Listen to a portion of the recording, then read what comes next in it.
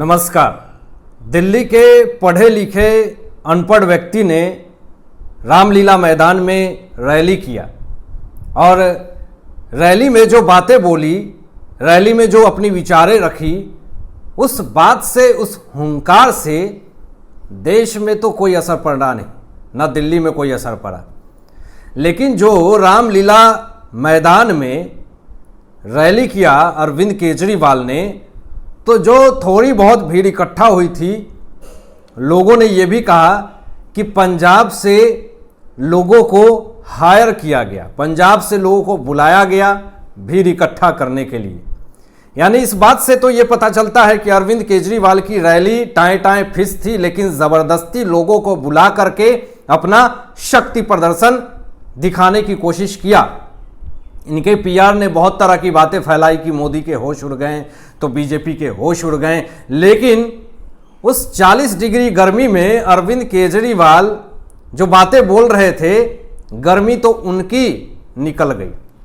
और जो बयान दिया उन्होंने, उस बयान पे बात करेंगे कि कितने ज़्यादा शुभचिंतक हैं ये भारत देश की जनता के लिए अरविंद केजरीवाल। लेकिन इन्होंने अभी तक क्या किया दिल्ली की जनता के लिए, ये भी ज़रा सोचे। आपको तो शर्म आनी चाहिए कि रामलीला मैदान में जो आपने जनता को बुलाया, उसमें दिल्ली की जनता कितनी थी आप बताएं? काउंट किया आपने? सारे पंजाब के लोग उठ करके आ गए और भी बहुत इधर उधर के लोग आ गए, लेकिन दिल्ली की जनता समर्थन नहीं कर रही है। क्यों, आपको मैं ये बता रहा हूं। एक तरफ रामलीला मैदान में अरविंद केजरीवाल भ्रष्टाचार के खिलाफ अपनी आवाज उठा रहे थे, अध्यादेश के खिलाफ आवाज उठा रहे थे। दूसरी तरफ बीजेपी कैंपेन चला रही थी। बीजेपी सारे दिल्ली के जनता के घर में जा करके बोल रही थी कि अरविंद केजरीवाल भ्रष्टाचार का महल उठा करके बैठा है, और सारे जनता को बताया। और यह कैंपेन कनॉट प्लेस पे किया गया भ्रष्टाचार को बेनकाब करने के लिए। अरविंद केजरीवाल ने जितने भ्रष्टाचार किए उसको बेनकाब करने के लिए, पर्दाफाश करने के लिए राजनीति अभियान चलाया, ताकि अरविंद केजरीवाल जो झूठ बोल रहे हैं रैली में और झूठी दिलासा दे रहे हैं जनता को, पिछले 10 साल से जो ये दे रहे हैं, उसका पर्दाफाश हो सके, दिल्ली की जनता जान सके कि अरविंद केजरीवाल ने, पढ़े लिखे अनपढ़ व्यक्ति ने, आखिर कितने दिनों तक दिल्ली के जनता को मूर्ख बनाया। और यहां पे बीजेपी ने साफ तौर पे चैलेंज किया है अरविंद केजरीवाल को। यह कहा है कि रामलीला मैदान में आप जिस तरीके से आकर के फिर से जनता को झुठलाने की कोशिश कर रहे हैं, झूठ बोल रहे हैं, तो आपने जिस तरीके से 10 साल पहले इसी रामलीला मैदान में अपने बच्चे की कसम खा करके यह बात कही थी कि ना गाड़ी लूंगा, ना बंगला लूंगा, ना कोई सिक्योरिटी लूंगा, मैं एक आम आदमी बन करके रहूंगा, तो आज भी आप अपने बच्चे की कसम खा करके अपने बच्चे के सिर पे हाथ रख के ये बोले कि आपने 55 करोड़ का, 171 करोड़ का शीश महल नहीं बनवाया है, आपने 171 करोड़ रुपए नहीं लगवाए हैं शीश महल में, आपने 45 करोड़ रुपए नहीं लिए हैं, ये पैसे ईमानदारी के हैं, आप कसम खाएं अपने बच्चे का। लेकिन अरविंद केजरीवाल के पास कोई भी जवाब नहीं था इस सवाल का। ये भ्रष्टाचार के खिलाफ आवाज उठाने आए थे, अध्यादेश के खिलाफ आवाज उठाने आए थे, दिल्ली के जनता के बारे में ये सोचते हैं। रामलीला मैदान में अध्यादेश कानून के खिलाफ सारे विपक्षी दल को एकजुट करने के चक्कर में आए थे, लेकिन इनकी पूरी तरीके से फजीहत हो गई। भाई भतीजावाद कर रहे हैं ये, और इनकी पोल पूरी तरीके से बीजेपी ने खोल दी कि ये 171 करोड़ रुपए के राजमहल में रहते हैं। और यहां तक तो मनोज तिवारी ने यह भी कह दिया कि अरविंद केजरीवाल जो एक राजकुमार बनके राजमहल से निकल करके रामलीला मैदान पहुंचे, उसमें जो खर्चे हुए, उसमें जितनी गाड़ियां थी 8 करोड़ रुपए की गाड़ियां थी। तो ये आम आदमी पार्टी नहीं है, ये खास आदमी पार्टी है। साफ तौर पे मनोज तिवारी जी ने यह बात कही।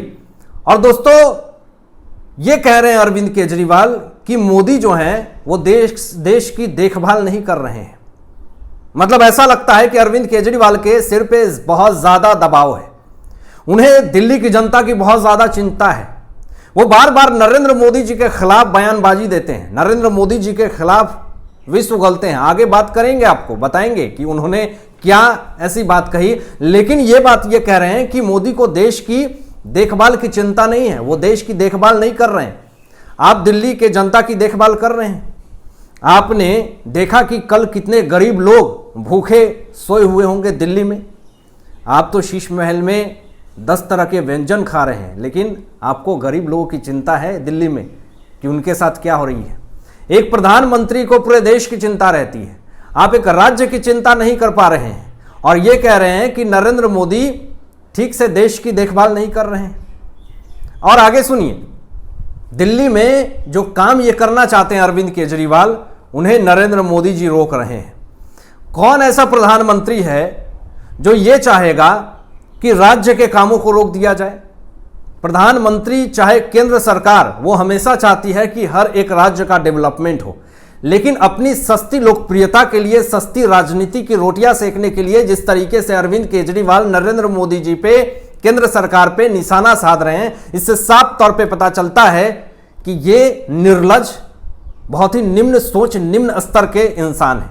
आप जरा सोच लीजिए कि वही कपिल सिब्बल का, वही रामलीला मैदान में 10 साल पहले अरविंद केजरीवाल ने उनको भ्रष्टाचारी कहा था, पापी कहा था, चोर कहा था, और आज देख लीजिए 10 साल बाद उसी रामलीला मैदान में अरविंद केजरीवाल ने कपिल सिब्बल को बुलाया और अध्यादेश कानून के खिलाफ यही लड़ रहे हैं, कपिल सिब्बल ही लड़ रहे हैं।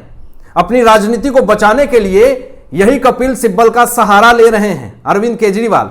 तो सोच लीजिए कि कितने घटिया सोच के, कितने निम्न स्तर के सोच के इंसान हैं केजरीवाल। और जरा देखिए, ये कहते हैं कि पेट्रोल अभी जो है वो 100 रुपये इसकी दाम जो है वो बढ़ चुकी है, और महंगाई पे इन्होंने बात किया। लेकिन जरा ये भी देखिए कि पंजाब में पेट्रोल पे वैट बढ़ा रखा है और ये कह रहे हैं कि देश में महंगाई बढ़ रही है। देश में जो है वो चारों तरफ से लोग त्राही त्राही कर रहे हैं, ये अरविंद केजरीवाल कहते हैं। लेकिन अरविंद केजरीवाल ये क्यों नहीं कहते हैं कि पंजाब में इनकी सरकार है, वहां क्या 100 रुपये पेट्रोल नहीं है, 50 रुपये पेट्रोल है।